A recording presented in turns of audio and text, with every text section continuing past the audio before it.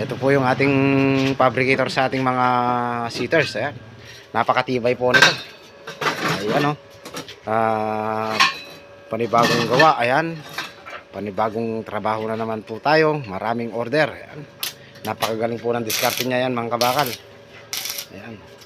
Sumisipol po muna yan bago nag-welding. Ayan. Ayan po. Sa lahat po ng gustong umorder dyan. Ayan. PM lang po kayo. And then ito naman po nating isang fabricator, tumitira po ngayon siya ng ng bed frame. Ayan.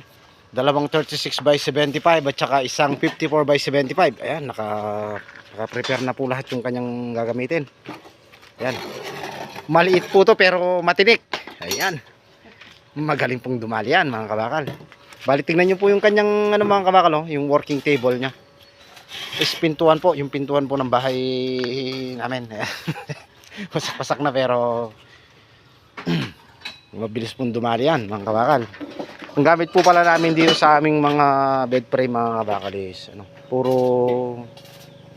1.5. Ayan. Puro 2x2 po yan. Ayan, sa lahat po ng gustong order dyan, ayan, PM lang po kayo. And then don't forget to follow my Facebook page na rin po pala para sa ating mga marami pang lamisahan na gagawin. Ayan, tingnan nyo. May magnet locator pa po yan. Accurate na accurate po yung mga magnet locator natin na yan. Ayan. Then dito na po, ito na po yung mga finished product namin na mga upuan. Ayan. Tingnan nyo. Ito naman po yung kanyang pinakalamisahan mga kabak. Ayan po, ito po yung kanyang lamisahan. 90x150. Ayan. Pinakaposte po nito mga kabakalis, 4x4. Ayan.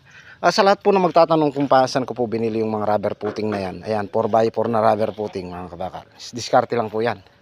Diskartehan ko lang po yan. Ayan, maraming gawa. Marami pong gawa. Ayan. Then ito naman po sa kabila mga kabakalis. Available po to, bed frame, 54x75. Ayan. 54x75. Ito po yung ating mga tumba-tumba. Ito po ay sa ating sa ating mabait na customer. Ayan. Dalawa po yan, order. Ayan, dito po, ito pong fabricator natin na ito mga kabakalis. Madiskarte niya mga kabakal. Tingnan yung pinaka-stopper niya. Oh. Ayan, martilyo. Martilyo. Ganyan po ka-diskarte yan mga kabakal. Ayan. Nakuha niya na po yung diskarte ng kabakal. Ayan. Yan po yung sinasabi ko sa kanya. Palagi mga kabakal. Lagi niyang itatandaan yung yung mga diskarting pangmalupitan. Ayan.